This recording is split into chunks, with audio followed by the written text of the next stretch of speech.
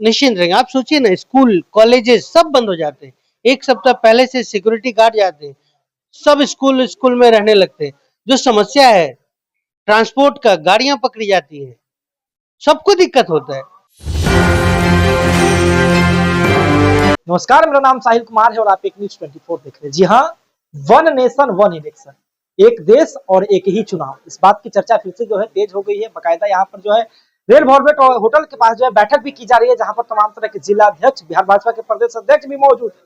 हमारे साथ बातचीत करने के लिए आरएलएम के प्रदेश प्रवक्ता इंजीनियर हेमंत कुमार जी हैं।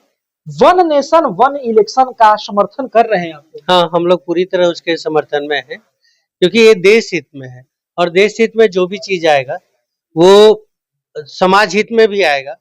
हम लोग इसके साथ, इसके सपोर्ट में हैं, ये होना ही चाहिए।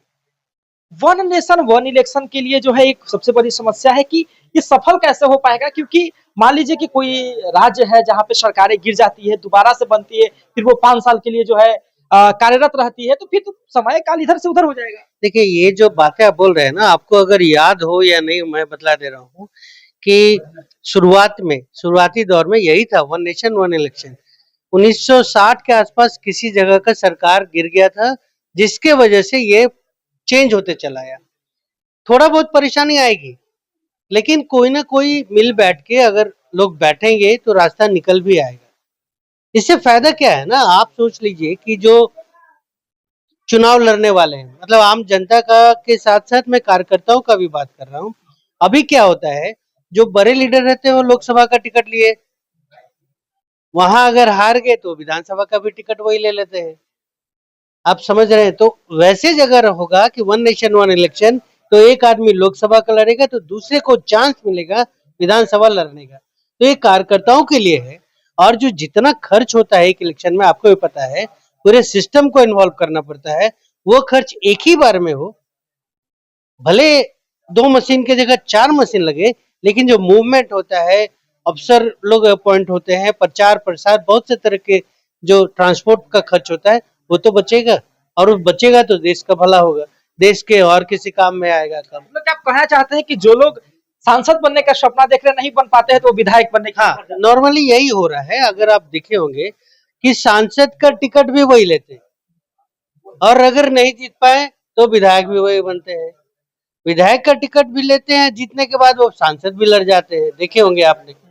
मतलब जीते हुए विधायक अपना विधायक ही छोड़ के सांसद का टिकट लेके लड़ जाते हैं। उनका अगर वहां तक पहुंच रहा, अगर वन नेशन वन इलेक्शन होगा तो ये सब नौबतें नहीं आएगी और बहुत से ऐसे योग्य उम्मीदवार को मौका मिलेगा चुनाव लड़ने का। जो बातें कही जा रही है कि जिस प्रकार से आपने बताया, आपको बता दें कि 52 से लेकर के जो 67 तक इस प्रकार से चुनाव हुए थे, उसके बाद जो है गड़बड़ा गई। तो क्या अगर मान लीजिए कि एक बार वन नेशन वन इलेक्शन हो गया, किसी राज्य की सरकार गिर गई, उसके बाद जो है दोबारा से जब चुनाव हो तो 5 साल के लिए कार्यरत हो जाएगा? नहीं, आप जो बोल रहे हैं ना, उसमें कुछ प्रोविजन लाएंगे लोग कि अगर एक ही प्रदेश का होगा, उसका चुनाव वो 2.5 साल का लिए करें, 3 साल के लिए करेंगे।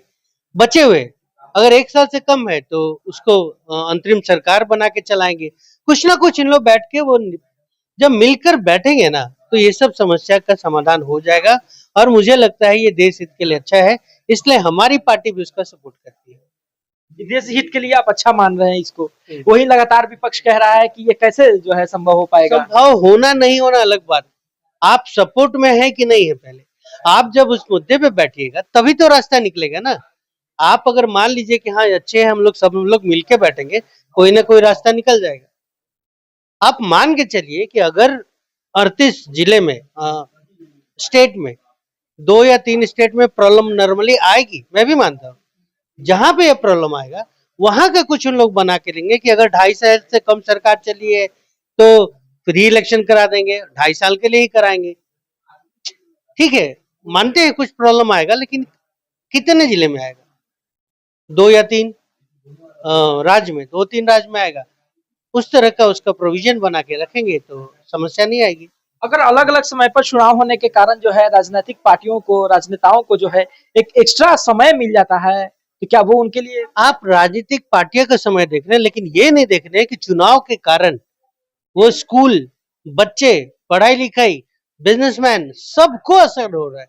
तो कहीं ना कहीं आके देखिएगा कि देश पे असर आ रहा है, एक्स्ट्रा प्रेशर बन रहा है, दबाव बन रहा है। ये सब मुक्त हो जाएंगे। 5 साल में एक बार प्रचार करना है, जम के करिए, क्या फर्क पड़ता है।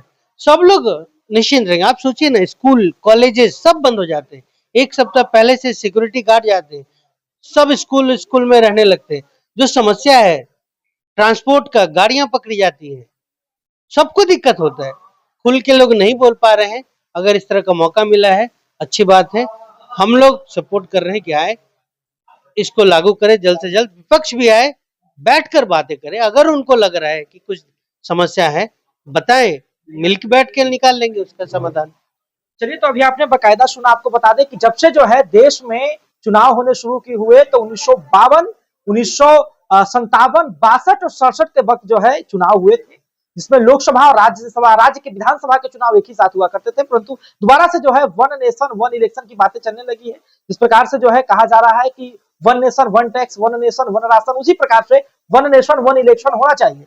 बकायदा हमारे साथ जो है हेमंत जी थे, उन्होंने स्पष्ट रूप से बताया कि इससे मोनोपोली खत्म हो जाएगी। जहां कहीं कोई सांसद बनने का ख्वाब देख रहे हैं, नहीं बन पाते हैं, तो उन्हें विधायकी का जो है टिकट मिलता है। बाकी कार्यकर्ता जो आशा लगाए हुए हैं, जो सेवक हैं जनता के, उनको नहीं मिल पाता है। तो ये चीजें सुधार होगी। जो हर्ज खर्च होता है उसमें सुधार आएगा, प्रशासन बल का उपयोग होता है, इलेक्शन कमीशन का उपयोग होता है, तमाम तरह की चीजें बाधित रहती है। इन सबसे जो है लोगों की छुटकारा मिलेगा। हालांकि आप क्या सोचते हैं, अपनी राय हमें कमेंट बॉक्स में जरूर दे सकते हैं। फिलहाल धन्यवाद। आप एक न्यूज़ 24 देख।